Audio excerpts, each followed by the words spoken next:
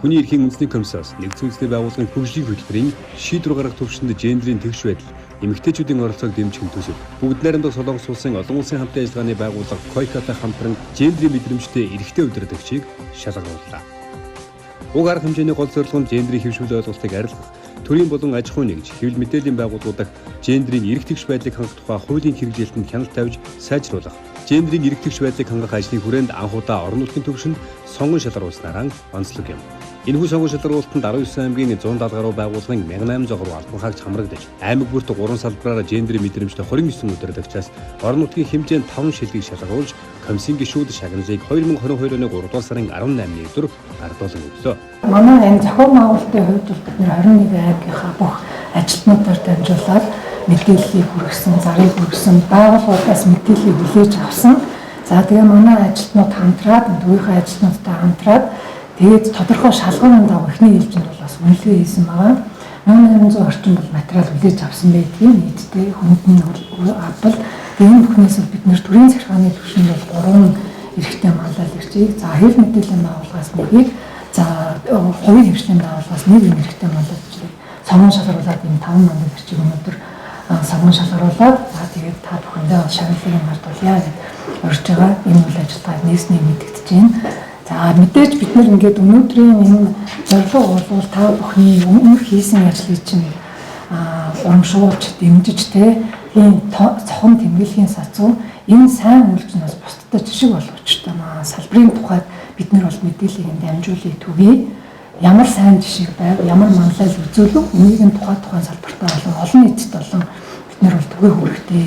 Энэ нь өөрөө нөлөөллийн арга хэмжээ зохицуулалт болох учиртай маа гэж үзэж энэ арга хэмжээг зохион байгуулж байгаа. Гендрийн мэдрэмжтэй шилдэг удирдагчаар төрийн байгууллагаас Архангай аймгийн хөдөлмөр халамж үйлчлэгээний газрын дарга Батнайрамдал нь ажлын байранд хүүхэд төхүүлэг, тоглох, хичээл давтах тусгай өрөөг тогтчулан албан хаагчдын 5 тухтай ажиллах орчинд бүрдүүлсэн үзүүлэлтээр Уус аймгийн хөдөлмөр халамж үйлчлэгээний газрын дарга цогтоочор, эмэгтэйчүүд, эрэгтэйчүүд, гэр бүл, залуучуудын зөвлөлд байгуулан тэдний оролцоо, манлайлал, хамтын ажиллагааг дэмжин ажиллахын зэрэгцээ, албан хаагчдын хүүхдүүд болон төрийн үйлчлэгээ авахар ирсэн иргэдийн хүүхдүүдэд зориулан саатуулах өрөөг тогтчулсан амжилтаар Дархан Уул аймгийн Дархан сумын засаг дарга Тулгаа гэр бүлийн хүчирхийллээс урьдчилан сэргийлэх арга хэмжээг сайжруулахаар хамтарсан багийн үйл ажиллагааг дэмжих зардлыг нэмэгдүүлж 18 хамтарсан багтай хамтарч сургалт нөлөөллийн ажлыг сумдад зохион байгуулалтын зэрэгцээ Дархан суманд сэтгэл зүйн 5 төвийг шинээр нээхээр судалгаа холбогдох байгууллагуудаа хамтран ажиллаж буй үзүүлэлтээр гендрийн мэдрэмжтэй шилдэг удирдагчаар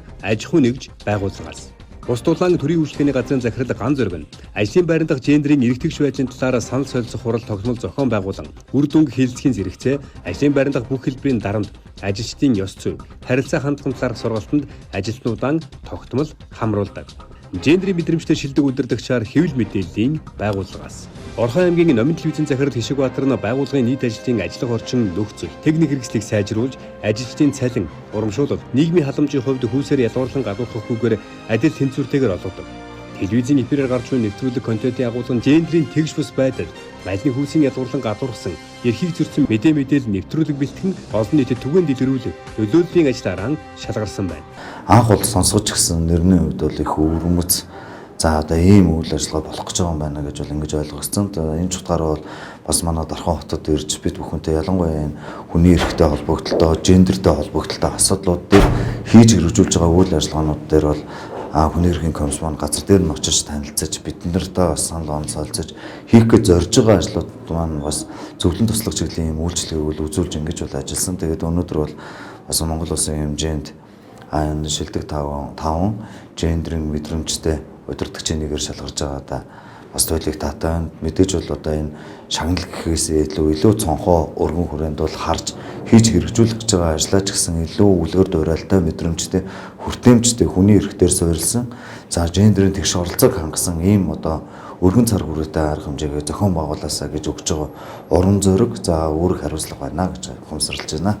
Цаашдаа ч гэсэн Архангай аймагт манай үйл ажиллагаагаа явуулж байгаа төрийн захиргааны байгууллагууд за хувийн хвшлийн аж ахуйн нэгжүүд маань одоо гендер эрх тэгш байдлыг хангах, хүний эрхийг дээдлэх энэ тал дээр одоо туршлага судалж сайн сайхан үйл ажиллагааг хэрэгжүүлээсэй гэж уриалмаар байна.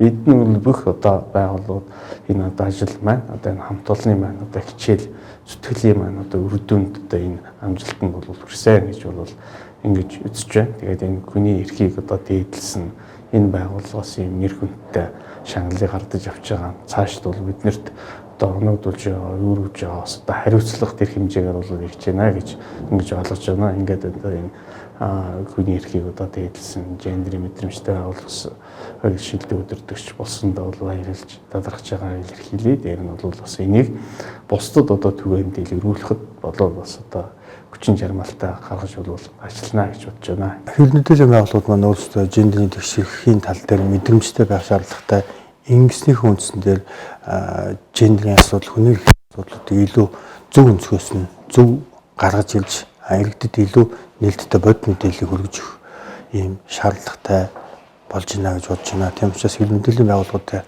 даач гэсэн бас энэ тал дээр илүү анхаарал хандуулж ажилласаа гэж хүсэж байна. Орон нутгийн зохион байгуулж байгаа комиссийн арга хэмжээг бас сурчлах, түгээн дэлгэрүүлэхдээ таад маань бас оролцоорой. Тэгээд энэ ирч алдахгүй тэгээд улам хийг одоо хийж бүтээгрээ гэж хүсэх байна. Тэгээд хүний эрх гэдэг бол үргэлж байдаг. Хүн болгон эрхээ эдлэх ийм нөхцөлийг бол одоо бүрдүүлэх үүргийг бол төр хүлээж байгаа. Ялангуяа төрийн байгууллагууд бол энэ хүний эрхчлөөгөө эдэлж байгаа дээр бол хяналт тавьдаг бас хамгийн түрүүнд одоо хяналт тавьдаг, шүүгүүлүүлдэг, дуурдаг хүмүүс бол хэвлэл мэдээллийн байгууллагын байдаг. Тэгэхээр энэ дээр та хэд маань би бол их баяртай байна.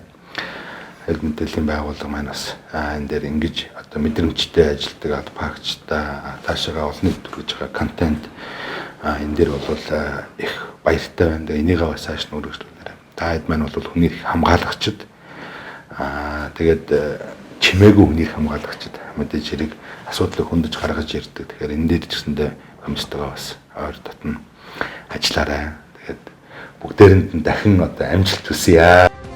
Гендрийн мэдрэмжтэй эрэгтэй удирдагчаар дамжуулан тэдний хариуцсан салбартаа манлайлан ажиллаж байгаа сайн туршлага, гендрийн мэдрэмжтэй үйл ажиллагааг таниулах, сурчлага зорьсон бөгөөд цаашид үндэсний хэмжээнд зохион байгуулахаар төлөвлөж байна.